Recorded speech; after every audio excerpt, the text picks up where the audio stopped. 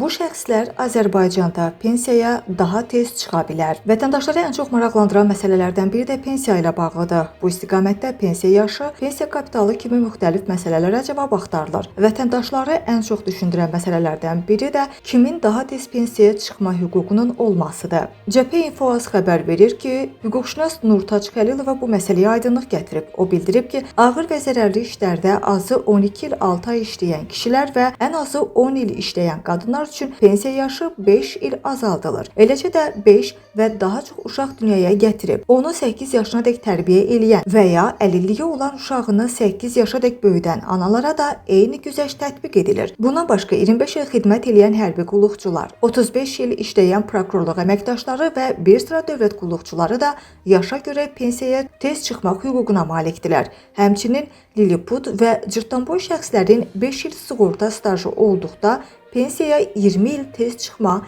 imkanları var deyə hüquqşünas açıqlamasında bildirib.